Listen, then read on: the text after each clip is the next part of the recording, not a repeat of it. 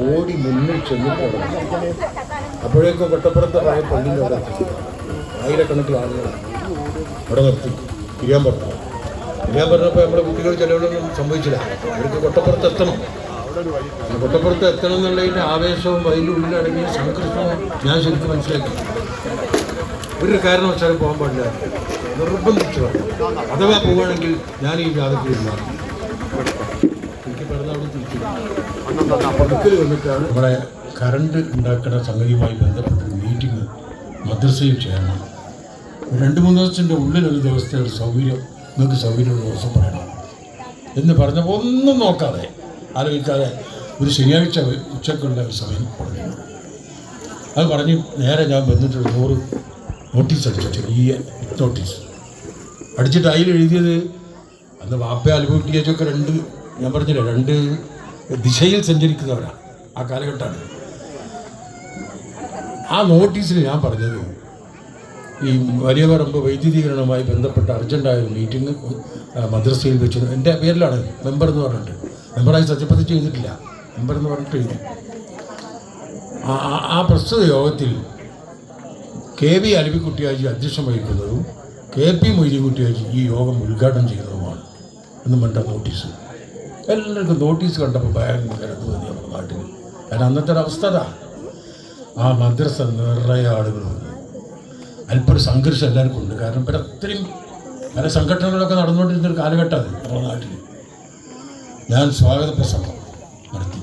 ഞാൻ എൻ്റെ ജീവിതത്തിൽ ഇത്ര വികാരപരമായൊരു സംസാരിച്ചത് കൊണ്ട് ഒരിക്കലെ സുന്നി വയത് പറഞ്ഞ കാലത്താണ്.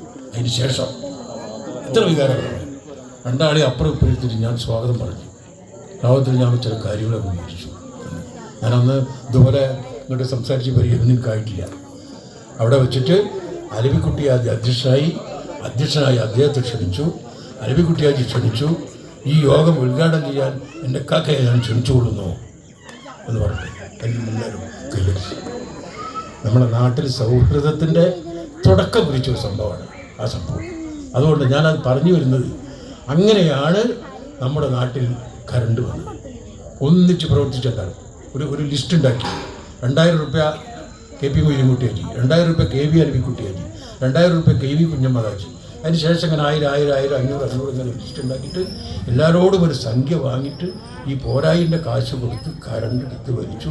കറണ്ട് ഉദ്ഘാടനം കഴിഞ്ഞ് കമ്മിറ്റിയിൽ നിന്ന് ഈ പൈസ കിട്ടിയപ്പോൾ ഈ 2000 രൂപ തന്നവർക്ക് ഒരു 300 രൂപ ഷോർട്ട് വന്നു.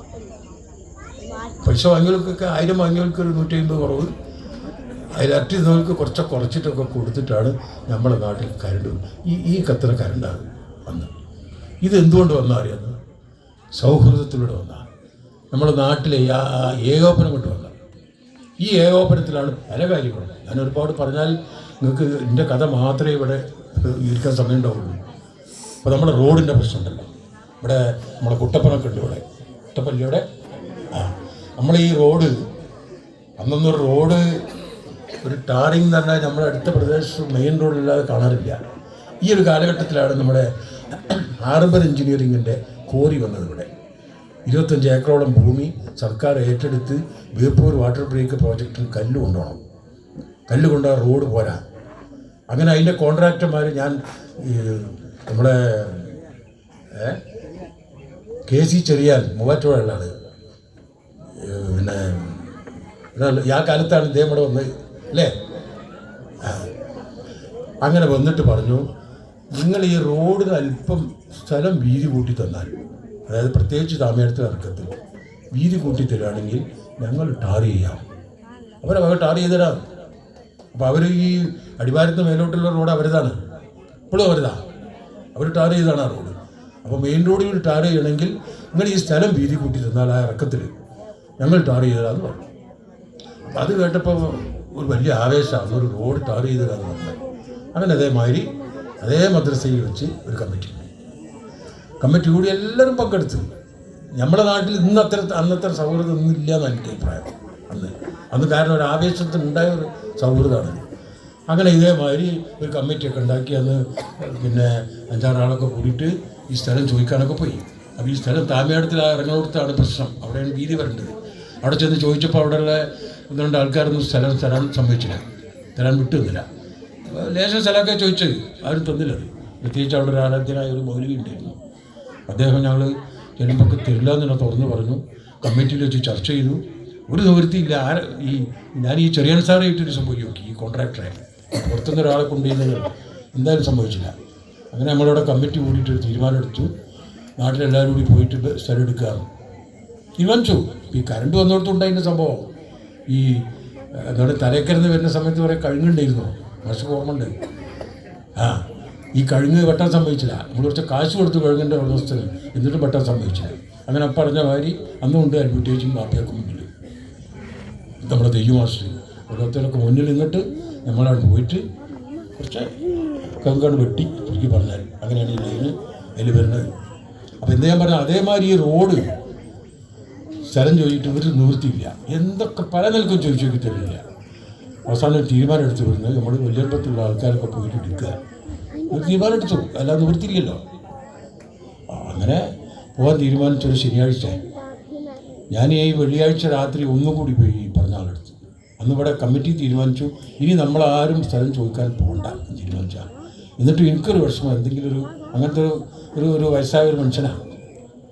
ഞാൻ കമ്മിറ്റി അറിയാതെ എൻ്റെ സ്വന്തം നിലക്ക് ഒന്നും കൂടി പോയി അദ്ദേഹത്തിൻ്റെ അടുത്ത്.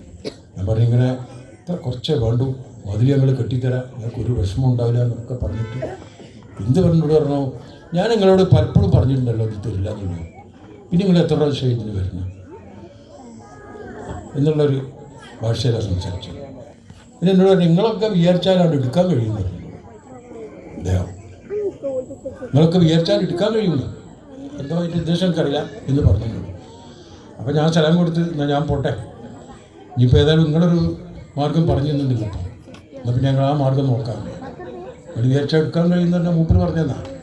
അപ്പോൾ പിന്നെ ആ മാർഗം അങ്ങനെ പിറ്റേ ദിവസം ഈ പറഞ്ഞ മാതിരി നമ്മളെ വലിയ പറമ്പിലുള്ള 2 or 3 ആൾ ഒഴിച്ച് ബാക്കി ഒന്നായിട്ട് വലിയ പറമ്പ് മുഴുവൻ ആലുങ്ങിലെത്തി. എല്ലാവരും നമ്മുടെ നാട്ടിലല്ലാതെ എങ്ങനെ സഹകരണം ഇവിടെ അങ്ങനത്തെ സഹകരണം. അങ്ങനെയാണ് റോഡിൻ്റെ കാര്യത്തിലൊക്കെ സ്ഥലമെടുത്ത് വീതിയെടുത്ത് ആദ്യമായിട്ട് അന്നാണ് നമ്മുടെ റോഡ് ആദ്യമായിട്ട് കറക്കുന്നത് അന്നാണ്. പിന്നെയാണ് ടി കെ ഹംസൊക്കെ മന്ത്രിയായപ്പോഴാണ് PWD റോഡൊക്കെ ആയിട്ട് വന്നത്. ഇങ്ങനെ ഒരുപാട് കഥകൾ ഞാൻ പറഞ്ഞാൽ എൻ്റെ കഥ കൊണ്ട് മാത്രം നിങ്ങൾ കേട്ട് പോട്ടി, അതുകൊണ്ട് ഇനി കൂടുതൽ ഞാൻ പറയുന്നില്ല. അപ്പോൾ എന്താ പറഞ്ഞാൽ ഞാൻ പറഞ്ഞതിൻ്റെ അർത്ഥം എപ്പോഴും സൗഹൃദത്തിലൂടെ പോകണം. ഇപ്പോൾ തിരഞ്ഞെടുപ്പാണ് വരാൻ നമുക്കൊക്കെ പല നിലപാടുണ്ട്. നമ്മളിപ്പോൾ പറഞ്ഞത് ഞാൻ നാളെ അവിടുന്ന് പറഞ്ഞതും രാഷ്ട്രീയ നിലപാടിനേക്കാൾ ഏറെ ഇന്ന് നമുക്കിവിടെ പറയാനുള്ളത് പഞ്ചായത്ത് തിരഞ്ഞെടുപ്പാണ്. ഓരോരുത്തരും ശ്രദ്ധിക്കേണ്ട കാര്യമാണ്, ഓരോരുത്തരും ശ്രദ്ധിച്ച് ചെയ്യേണ്ട കാര്യമാണ്. ആരെങ്കിലും പ്രേരണക്കോ രാഷ്ട്രീയ തിമിരം കൊണ്ട് മാത്രം വോട്ട് ചെയ്യേണ്ട ഒരു കാര്യമല്ല ഇത്. നമ്മൾ ആലോചിച്ച് മാത്രം ചെയ്യണം. നമ്മളെ നാട്ടിൽ വികസനം വരാനുള്ള ഒരു സന്ദർഭമാണിത്. ഇപ്പോൾ ഞാൻ നാളെ അവിടുന്ന് പറഞ്ഞ പോലെ ഓരോ 5 കൊല്ലം കൂടുമ്പോൾ തന്നെ ആ തിരഞ്ഞെടുപ്പ് കോടിക്കണക്കിന് ഉറുപ്പ്യ മുടക്കല്ലേ തിരഞ്ഞെടുപ്പിന്. സ്കൂളിലൊന്നും വിദ്യാഭ്യാസം നടക്കേണ്ടെന്ന് ഈ കാലത്തില്ല. കാരണം തിരഞ്ഞെടുപ്പ് കൊണ്ട് അധ്യാപകരൊക്കെ പുറത്താണ്. അത്രയും വിലമതിപ്പുള്ള ഒരു ഏർപ്പാടാണ് തിരഞ്ഞെടുപ്പ്. എന്തിനായി തിരഞ്ഞെടുപ്പ്? ഒരു 5 കൊല്ലം നമ്മൾ തിരഞ്ഞെടുത്തിട്ട് ഒരു കൂട്ടർ പറഞ്ഞയക്കുക. അടുത്ത 5 കൊല്ലം തിരഞ്ഞെടുപ്പ് വരുമ്പോൾ ആ പറഞ്ഞയച്ചോല് നമ്മൾ ഉദ്ദേശിച്ച കാര്യത്തിൽ നമ്മുടെ നാട്ടിൽ കാര്യങ്ങളൊക്കെ നന്നായി ചെയ്തിട്ടുണ്ടോ? ഇതാണ് നമ്മുടെ വിലയിരുത്തൽ. ചെയ്തിട്ടുണ്ടോ? നമ്മൾ സ്വയം ഒന്ന് മനസ്സിലാക്കുക. ചെയ്തിട്ടുണ്ടെങ്കിൽ അവരെ തന്നെ തിരഞ്ഞെടുക്കണം. അഥവാ ചെയ്തിട്ടില്ലെങ്കിൽ എന്തായാലും അവർ തിരഞ്ഞെടുക്കണം.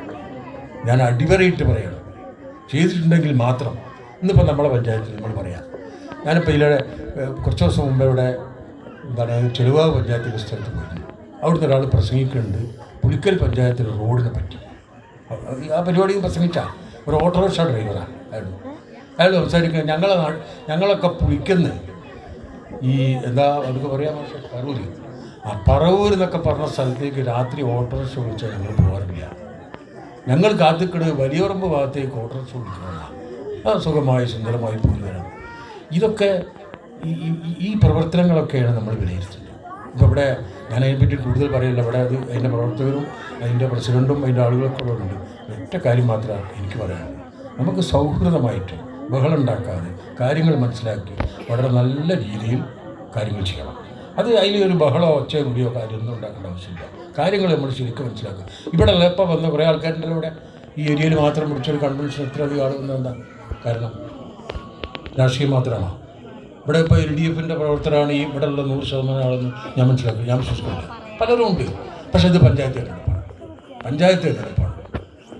അപ്പോൾ ഏറ്റവും അവസാനം ഞാൻ പഞ്ചായത്തിൻ്റെ ഗുണങ്ങൾ ഒരുപാട് എടുത്ത് പറയില്ല, നിങ്ങളൊക്കെ അനുഭവിക്കുന്നവരാണ്. ഏറ്റവും അവസാനമായി ഇപ്പോൾ ഒരു പരിപാടിയിൽ ഈ മറ്റേ ബഡ്സ് സ്കൂൾ മറ്റൊരു ചടങ്ങുണ്ടായിരുന്നു നമ്മുടെ ഈ ചെന്നീരി മണിശ്ശേരി മേലാ ഭാഗത്ത് ബഡ്സ് സ്കൂൾ ഉദ്ഘാടനം. ഞാൻ പോയിരുന്നു ആ പരിപാടി. ഞാനത് കണ്ടു നോക്കിയപ്പോൾ എനിക്ക് വാസ്തവത്തിൽ എൻ്റെ ഒരു സ്പിരിറ്റ് ഉണ്ടായത് അന്നാണ് ആ സംഭവം കണ്ടപ്പോൾ. 10-22 കുട്ടികളുണ്ട് ഇങ്ങനെ മുറ്റത്ത്, ഈ ഓട്ടിസം ബാധിച്ച കുട്ടികളാണ്. ഈ കുട്ടികൾക്ക് താമസിക്കാനൊരു സ്ഥലമില്ലായിരുന്നു. അങ്ങനെ പഞ്ചായത്തും പ്രസിഡൻറ്റും 1-2 ആൾക്കാർ നമ്മൾ അദ്രൈമ മൗലി ഇവിടെയൊക്കെ എന്നോട് വന്ന് പറഞ്ഞു, ഇങ്ങനെ ഒരു 20 സെൻറ്റ് സ്ഥലം സീനാജിൻ്റെ കുട്ടികളെടുത്ത് കിട്ടിയാൽ നമുക്ക് ഈ ബഡ്സ് സ്കൂൾ അവിടെ സ്ഥാപിക്കാമായിരുന്നു. ഞാൻ അപ്പം തന്നെ വിളിച്ചു സീനാജിൻ്റെ മൂത്ത മകനെ ഹക്കീം, അവനെ വിളിച്ചു അപ്പം തന്നെ വന്നു. അവനോട് അപ്പം തന്നെ റെഡി പറഞ്ഞു. ഓൻ ആലോചിക്കാൻ പോലും നിന്നിട്ടില്ല, റെഡി പറഞ്ഞു. അങ്ങനെയാണ് ഈ പരിപാടി തുടങ്ങുന്നത്. പരിപാടി തുടങ്ങി വളരെ സ്പീഡിയായിട്ട് കാര്യങ്ങളൊക്കെ അങ്ങനെ വളരെ അടുക്കും ചിട്ടയായിട്ട്. ഞാനിപ്പോൾ ഈ കഴിഞ്ഞ 5 കൊല്ലം ഇവിടെ കണ്ട ഒരു പ്രത്യേക കാര്യം അതാണ്, അടുക്കും ചിട്ടി. പഞ്ചായത്ത് ഓഫീസിൽ പോയി നോക്കിയാൽ ഞാൻ 3 തവണ പഞ്ചായത്ത് മെമ്പറായി പോയാളാണ്. ഇപ്പൊക്കെ പഞ്ചായത്ത് ഓഫീസിൽ പോയി കഴിഞ്ഞാൽ അതിൻ്റെ അടുക്കും ആ ഫയലൊക്കെ വെച്ചതും അതിൻ്റെ ചിട്ടയും അതിൻ്റെ പ്രവർത്തനങ്ങളൊക്കെ കണ്ടാൽ കുറച്ച് നല്ലത് തന്നെ എന്ന് പറയാതിരിക്കാൻ പറ്റില്ല. അങ്ങനെയാണ്. അപ്പോൾ അങ്ങനെയാണ് ആ സംഭവം അവിടെ നടക്കുന്നത്. അതൊരു ചെറിയ സംഭവമല്ല, പഞ്ചായത്തിൻ്റെ മാത്രം കീഴിൽ ചെയ്യുന്നൊരു സംഭവമല്ല ആ സംഭവം. 22 കുട്ടികൾ. ആ കുട്ടികൾക്കൊക്കെ ബിൽഡിങ് ഉടനെ പഞ്ചായത്ത് ബിൽഡിങ് എടുത്തു. പഞ്ചായത്തിൻ്റെ ബിൽഡിങ് നല്ല ബിൽഡിങ്ങാണ്, സുന്ദരമായ ബിൽഡിങ്. ഉദ്ഘാടനം MLA ഒക്കെ വന്ന് നടത്തി. അത് തന്നെ ഈ പറഞ്ഞതുപോലെ പെട്ടെന്ന് ഇതൊക്കെ എടുത്തിട്ട് അപ്പോൾ അവർക്ക് റോഡായിട്ടില്ല ആ സ്ഥലത്തേക്ക്. അങ്ങനെ പഞ്ചായത്ത് റോഡ് ഉണ്ടാക്കിയപ്പോൾ ആ ഫണ്ട് കൊണ്ട് അത് മുഴുവനായില്ല, കുറച്ച് ബാക്കിയായി. അപ്പോൾ അതേമാതിരി എന്നോട് ഒന്ന് പറഞ്ഞു, ഇങ്ങനെ ബാക്കിയുള്ള റോഡ് കോൺക്രീറ്റ് ചെയ്തിട്ട് തീർക്കണം, കുറച്ച് ദിവസമുള്ള ഈ പരിപാടിക്ക്. അപ്പോൾ അതിന് കുറച്ച് സിമൻറ്റ് കിട്ടണമെന്ന് പറഞ്ഞു. ഞാനപ്പോൾ കൊണ്ടോട്ടിയിൽ ഒരാളെ വിളിച്ചിട്ട് എന്നോട് പറഞ്ഞു, ഒരു 80 ആക്കാം സിമൻറ്റ് വേണ്ട, ഒരു 80 ആക്ക് സിമൻറ്റ് വേണം, ഒരു 40 നിങ്ങൾ തരണം തന്നതാണ് ഇവിടെ തരാറ്. വേറൊരാളെ വിളിച്ചിട്ടും പറഞ്ഞ് 80 ഒരു 40 കിട്ടി, നിങ്ങളൊരു 40 തരണം, പാട് 50. അങ്ങനെ 80 ചാക്ക് മുസ്തഫൻ്റെ കൂടെ 80 ചാക്ക് സിമൻറ്റ് വേണമെന്ന് പറഞ്ഞപ്പോൾ ഇവിടെ കൊണ്ടുവന്ന് ചാക്ക് എണ്ണിയപ്പോൾ 90 ചാക്കുണ്ട്. അങ്ങനെ ആ റോഡ് പണി ചെയ്തത്. അങ്ങനെ ചെയ്തു. കറണ്ട് കൊടുക്കില്ലായിരുന്നു. KCB ഇതൊക്കെ എടുത്തിട്ടല്ലോ, പൈസ കൊടുത്തിട്ട് 50,000 റുപ്യ. എന്താ നമ്മൾ ആദ്യം കൊടുക്കുന്ന ഒരു ക്രഷറുണ്ട്, വീട്ടാ ക്രഷർ. ഞാൻ വിളിച്ചു പറഞ്ഞു എൻ്റെ ഒരാളിനെ 50,000 റുപ്യ വിളിച്ചു. അങ്ങനെയാണ് കറണ്ട് വലിച്ചു. ഇപ്പോൾ പോയി നോക്കേണ്ടതാണ്. ഇതൊക്കെ ആ പ്രവർത്തനം. ഇതൊന്നും എൻ്റെ കാലത്ത് എനിക്ക് ചെയ്യാൻ കഴിഞ്ഞിട്ടില്ല.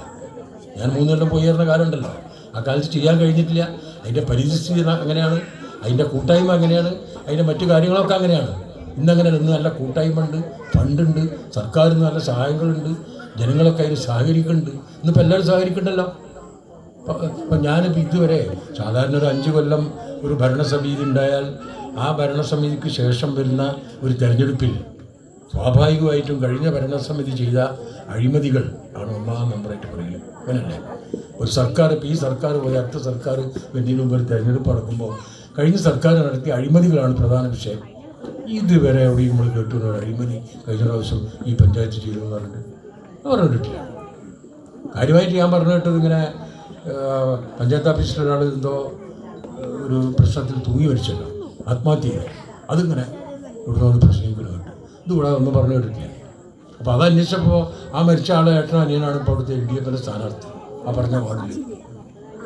അപ്പോൾ ഇതൊക്കെ നമ്മൾ ഒരു രാഷ്ട്രീയം മാത്രമല്ല, ഇത് ശരിക്ക് വളരെ പ്രത്യേകിച്ച് ഞാൻ ഒരു വികാരപരമായിട്ട് പറയുകയാണ്. നിങ്ങളൊക്കെ ഒരുപാട് ആൾക്കാർ ഇവിടെ ഇരിക്കുന്നുണ്ട്. വളരെ ചിന്തിച്ച് മാത്രം ചെയ്യണം. നമുക്ക് ഈ സംവിധാനമാണോ നല്ലത് എങ്കിൽ ചെയ്യണം. മറിച്ച സംവിധാനം 10-50 കൊല്ലം നമ്മൾ കണ്ടു. അപ്പോൾ ഒരു 57 കൊല്ലമായിട്ടുണ്ട്. ഞാൻ ഇന്നെ തിരഞ്ഞെടുക്കപ്പെട്ട പഞ്ചായത്തിൻ്റെ മുമ്പത്തെ ബോർഡ് 16 കൊല്ലമായിരുന്നു. ഒരു ബോർഡ് 16 കൊല്ലം ഒരു ബോർഡ് ഇവിടെ ഭരിച്ചു. അത് കഴിഞ്ഞിട്ടാണ് പിന്നെ ബോർഡ് വരുന്നത്. പിന്നെ ബോർഡ് വന്നതോടുകൂടി അന്നൊരു തീരുമാനം ഇടതുപക്ഷ സർക്കാരിൻ്റെ ഇന്നാണ് വന്നത്. ഇനി മേലാൽ ഒരു പഞ്ചായത്ത് ബോർഡും 5 കൊല്ലത്തിൻ്റെ മേലെ പോകാൻ പാടില്ല. ആ അവസ്ഥ ഇന്നും തുടർന്നുകൊണ്ട് വരികയാണ്. ഇന്നിപ്പോൾ 5 കൊല്ലം കഴിഞ്ഞിട്ട് നാട്ടിൽ വല്ല ബുദ്ധിമുട്ടോ വല്ല വരൾച്ചയോ അല്ലെങ്കിൽ വല്ല പകർച്ചവ്യാധിയൊക്കെ ഉണ്ടെങ്കിൽ മാത്രമേ ഇലക്ഷൻ നീട്ടിവെക്കാൻ പാടുള്ളൂ. എല്ലാം നീട്ടിവെക്കാൻ പാടില്ല. അഥവാ നീട്ടിവെക്കുകയാണെങ്കിൽ തന്നെ ബോർഡ് പിരിച്ചു കൊടുക്കും. എന്നിട്ട് ഉദ്യോഗസ്ഥന്മാരുടെ ഭരണം അത്രയും കണിശമായിട്ട് അതിനുശേഷം വന്നു വരുന്നത്. എനിക്കൊക്കെ 3 ചാൻസ് കിട്ടിയാൽ ഉണ്ടാ. ഒരു 16 നിൽക്കുകയാണ് എനിക്കൊരു ചാൻസ് കിട്ടും. 3 കിട്ടിയത് അങ്ങനെ 5 കൊല്ലത്തിൽ ആവർത്തിച്ച് പിന്നെ വന്നുകൊണ്ട് കിട്ടിയാണ്. അപ്പോൾ അവിടെ ഇവിടെ അതിൻ്റെ കാര്യങ്ങളൊക്കെ പറയാൻ പാടുണ്ട്. ഞാൻ ഒന്നും കൂടി വളരെ ഇതായി പറഞ്ഞു. ഞാൻ നേരത്തെ പറഞ്ഞില്ല, എനിക്ക് ഇവിടെ വന്ന് സംസാരിക്കുമ്പോൾ ഒരു ഇതന്നെ ഇപ്പം ഞാൻ കഴിഞ്ഞ ഇലക്ഷനിലൊക്കെ എനിക്ക് വേണ്ടി പ്രവർത്തിച്ചതും ഞാൻ പറഞ്ഞതനുസരിച്ച് പ്രവർത്തിച്ചതുമായ ആളുകളിൽ പ്രധാനമായ ഒരു ശൃംഖല ഈ ഭാഗത്താണ്. അതുദ്ദേശിച്ചാണ് ഞാൻ പറയുന്നത്. അത് ഇന്നിപ്പോൾ അവിടെ ഇരിക്കണ പല ആൾക്കാർ ഇവിടെ ഇരിക്കുന്നതിനേക്കാൾ ഏറെ ആളുകൾ അവരുടെ പൂർവികന്മാർ. ഞാൻ ആളുകളെ പേര് വേണം ഇങ്ങനെ എടുത്ത് പറയാൻ എനിക്ക് കഴിയും. അവരൊക്കെ ഞാനൊരിത് പറയല്ല, ഞാൻ നിന്നപ്പോഴും ഞാൻ പറഞ്ഞപ്പോഴും ആ സംവിധാനത്തിൽ വോട്ട് ചെയ്ത് ശീലിച്ചവരാണ്. അതിൻ്റെ കൂടി ഒരു അത്യാഗ്രഹത്തിലൂടെയാണ് ഞാൻ നിങ്ങളോട് പറയുന്നത്. ഈ തെരഞ്ഞെടുപ്പിൽ ഇത് ആലോചിച്ചിട്ട് നമ്മൾ വോട്ട് ചെയ്യണം. ഇടതുപക്ഷ മുന്നണി ആണ് ഭരണം. ഈ ശൈലി ഏത് ശൈലിയാണ് നമുക്ക് നല്ലതെന്ന് തീരുമാനിക്കണം. ഇപ്പം നേരത്തെ പറഞ്ഞ ആ ശൈലി തന്നെ മതിയോ? ഇപ്പം നിങ്ങളൊക്കെ ഇപ്പോൾ UDF സംവിധാനം വോട്ട് ചെയ്യുകയാണെങ്കിൽ UDF സംവിധാനമാണ് ഇവിടെ ഭരണം വരുന്നതെങ്കിൽ എവിടെയൊക്കെ ആയിരിക്കും ഇത് പോവുക? നമ്മളത് മനസ്സിലാക്കണം. ഞാൻ വേറെ അർത്ഥത്തിൽ പറയല്ല. എന്നോടൊരാൾ പറഞ്ഞു, ഒരു പ്രധാനപ്പെട്ട ഒരാൾ ഇവിടെ നിന്നുള്ളതല്ല, കുറച്ച് പുറത്തുള്ള ഒരു മുസ്ലിം ലീഗിൻ്റെ ഒരു നേതാവ് പറഞ്ഞു, ഞങ്ങൾ പുളിക്കലൊന്ന് തിരിച്ചു പിടിക്കാൻ വേണ്ടിയിട്ടാണ് ഞങ്ങളെ പ്രവർത്തനം നടത്തിയത്. ചോദിച്ചാട്ടെ, നിങ്ങൾ തിരിച്ചു പിടിച്ചാൽ എന്താ ചെയ്യുക വെച്ചാൽ, തിരിച്ചു നിങ്ങൾ പിടിച്ചാൽ എന്തായിരിക്കും നിങ്ങളുടെ പ്രവർത്തനം? പഴയകാലത്തെ പ്രവർത്തനം തന്നെ വെച്ചാൽ അത് അത്രേ സാധിക്കൂ. ആ സംവിധാനം അതാണ്. ആ സംവിധാനത്തിൻ്റെ വ്യത്യാസമാണ് ഞാൻ പറഞ്ഞത്. അത് നമ്മൾ ഇപ്പോൾ ഒരുപാട് വിശദീകരിക്കാൻ പറ്റിയല്ല ആ സംവിധാന വ്യത്യാസം. അത് നമ്മൾ അനുഭവത്തിലൂടെ മനസ്സിലാക്കുകയാണ്. അതുകൊണ്ട് ഞാൻ ഒന്നുകൂടി വളരെ അപേക്ഷയായിട്ട് നിങ്ങളോടൊക്കെ അഭ്യർത്ഥിക്കുകയാണ്, നിങ്ങളെല്ലാം ഇരിക്കുന്നവരെ ഒരു വോട്ടും പാഴാവാതെ വീട്ടിലെ വോട്ടുകളൊക്കെ പറഞ്ഞും സംഘടിപ്പിച്ചും വേറെ ഒന്നും ചിന്തിക്കാതെ ഈ സ്ഥാനങ്ങൾക്ക് വോട്ട് ചെയ്ത് വിജയിപ്പിക്കണമെന്നും, അതുകൊണ്ട് നമ്മുടെ നാട്ടിൽ അടുത്ത് വരുന്ന ആളുകൾക്ക് പോലും അതിൻ്റെ ഒരു സുഖവും സൗകര്യവും പാർപ്പിട സൗകര്യങ്ങളൊക്കെ ഒരുപാട് പ്രശ്നങ്ങളൊക്കെ ഉണ്ട്. ഇതൊക്കെ തീർക്കാനുള്ള ഒരു അന്തരീക്ഷം ഉണ്ടാകുന്ന രീതിയിലേക്കുള്ള ഒരു ബോർഡിനെ തിരഞ്ഞെടുക്കണം. അതിന് പറ്റിയൊരു മെമ്പറെ തിരഞ്ഞെടുക്കണം എന്ന് മാത്രം പറഞ്ഞുകൊണ്ട് എൻ്റെ വാക്കുകൾ അല്പം നീണ്ടു എന്നെനിക്ക് തോന്നുന്നുണ്ട്. നിങ്ങൾ ക്ഷമിക്കണം എന്ന് പറഞ്ഞുകൊണ്ട് ഈ പരിപാടി വളരെ സന്തോഷത്തോടു കൂടി നിങ്ങളെല്ലാവരും ഈ സാന്നിധ്യം ഇത്രയധികം കണ്ടത് എനിക്ക് അങ്ങേയറ്റം സന്തോഷമുണ്ട് എന്നും പറഞ്ഞുകൊണ്ട് ഈ പരിപാടി വളരെ സന്തോഷത്തോടു കൂടി ഉദ്ഘാടനം ചെയ്തതായി പ്രഖ്യാപിച്ചുകൊണ്ട് ഞാൻ എൻ്റെ വാക്കുകൾ നിർത്തുന്നു.